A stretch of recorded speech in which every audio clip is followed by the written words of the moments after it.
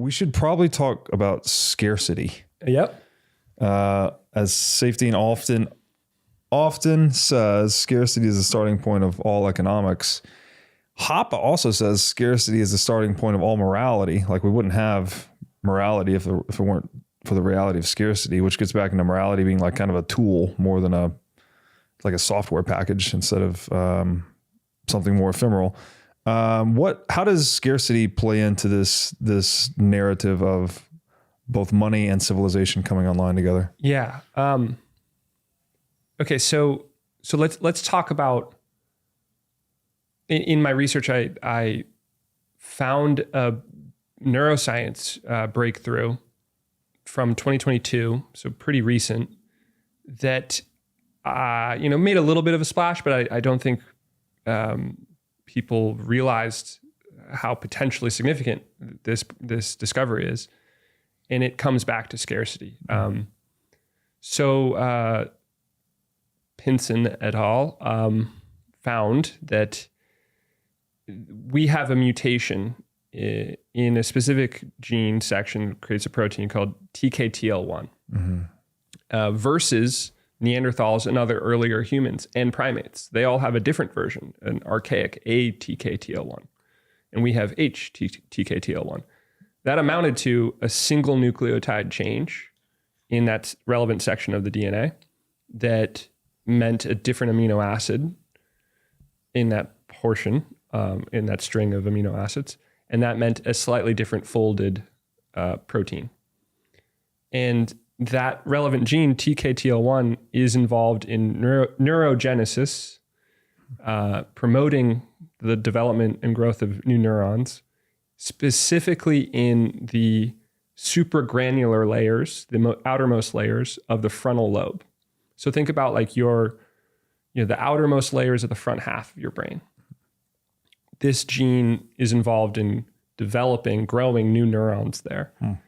And when I read about this, I got a degree in neuroscience, my undergrad 15 years ago, and I remembered vaguely that those areas have what are called association cortices.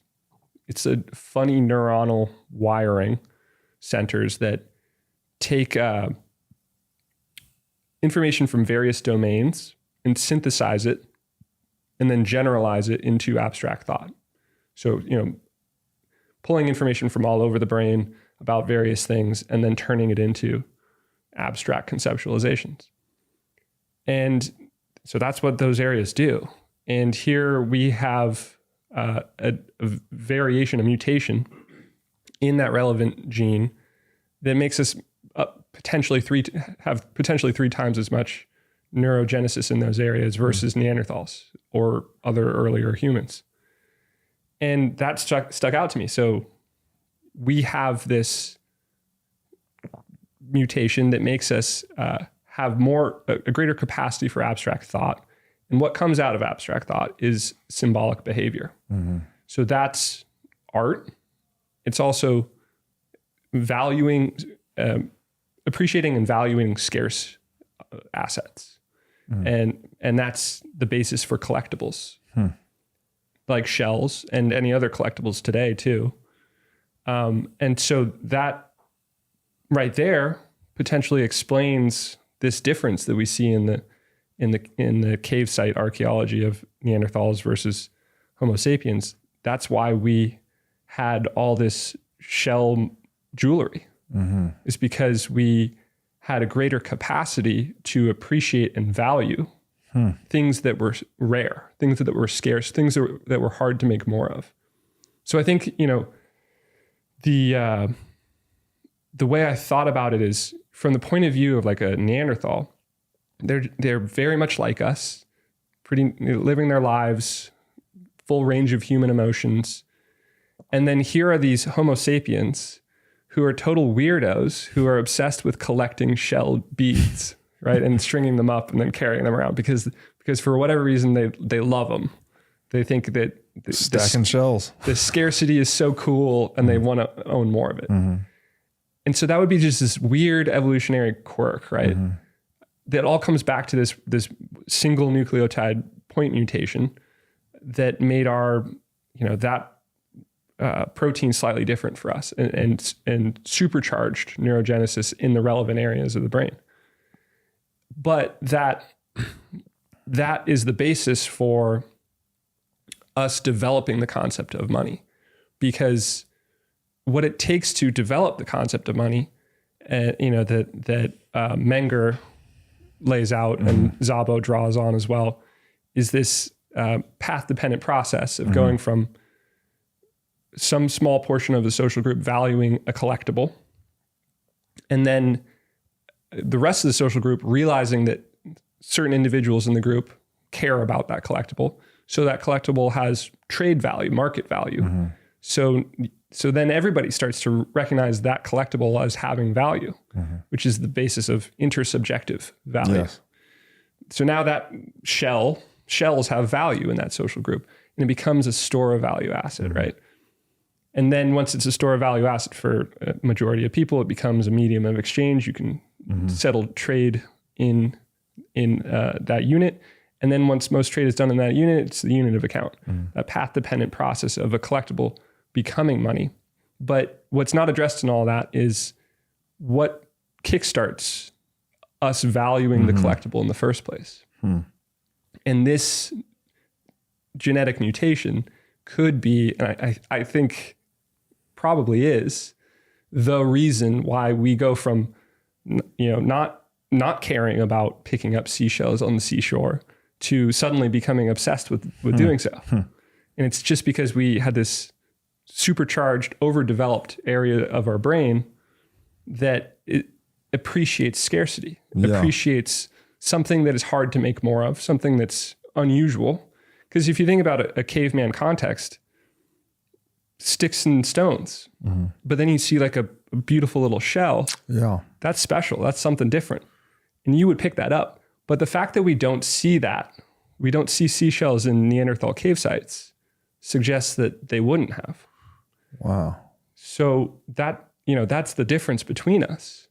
And that difference was what was necessary to develop, to have the critical mass of covetous interest in scarce assets that's necessary to begin the monetization process. Right. Because you have to create the initial reservation demand for this thing to get it off the ground as a collectible, to get it off the ground as a store of value, and so on and so forth.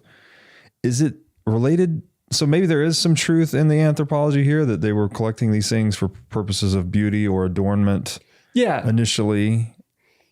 Yeah, I think that's right. I mean, why do you pick up a seashell? The same is true with gold, right? Like you picking up this shiny thing. Yeah. You pick it up because it's beautiful, but then there's something else too of like, how hard it is to find that, and so it's like, you can pick it up and admire it and then set it back down, but you don't. You take it home with you, right? Like, why is that? It's because that's uncommon. Right. Okay. And for whatever reason, because of this reason, we have that in our DNA, in our brain development, to have like a greater covetous interest in these things that are scarce and special and precious. Yes. It's almost like Gollum in Lord of the Rings. I mean, like that's part of our brains to just covet these precious little things. It's funny you use the word covet too. I think it's the 10th commandment telling us not to covet.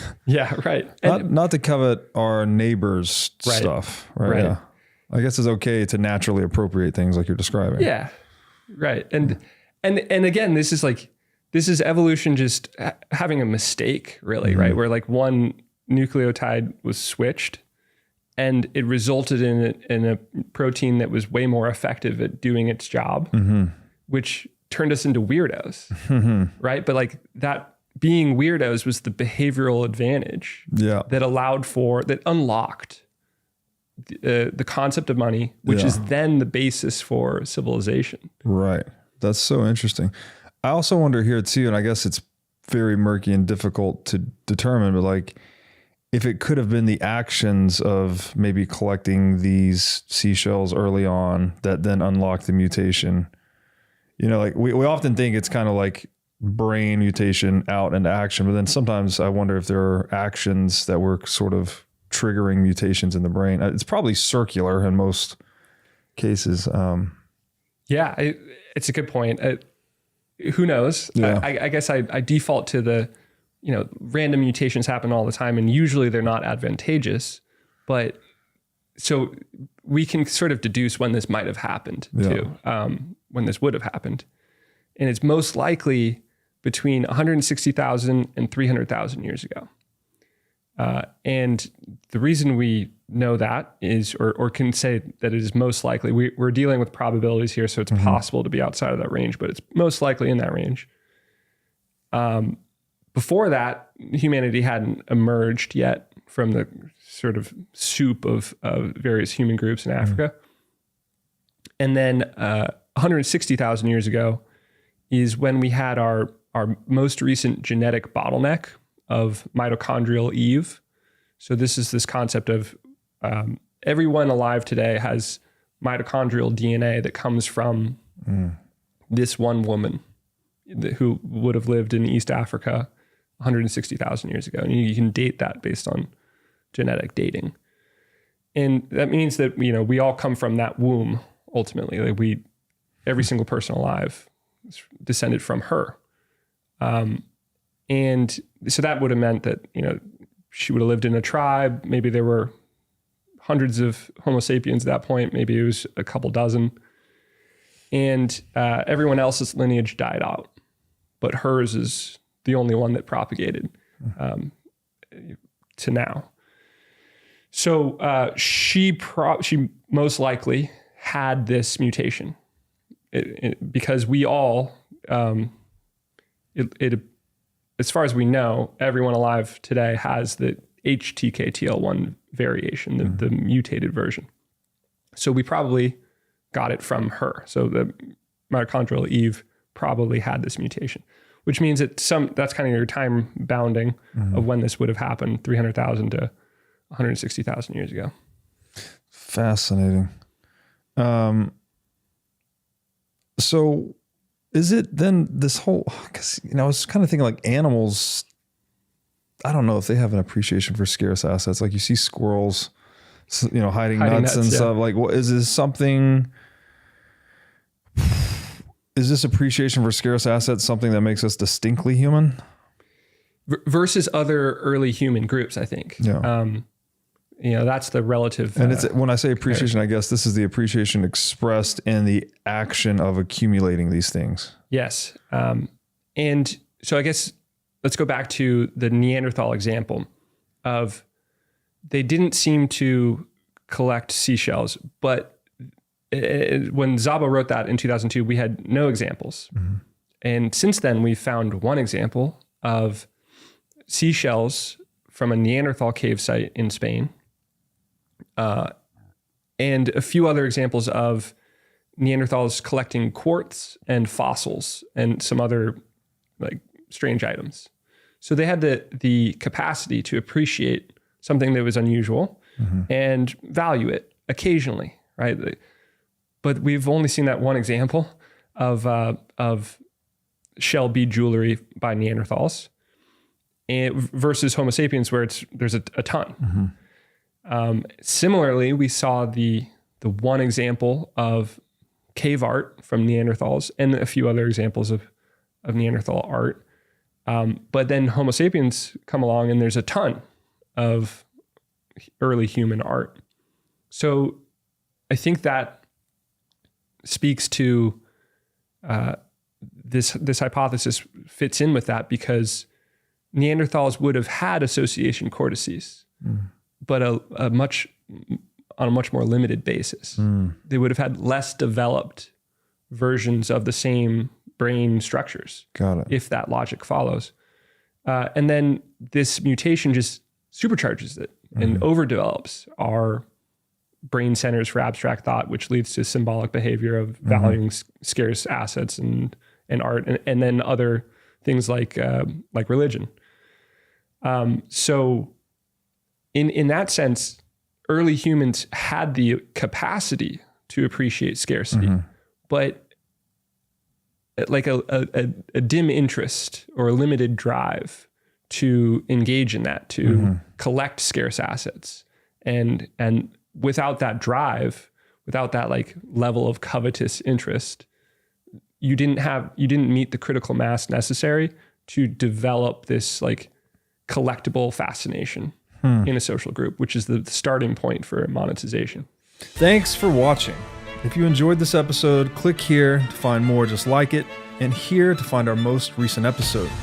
Also, make sure to like this video to help shine light on the corruption of money, and be sure to subscribe to this channel to stay connected.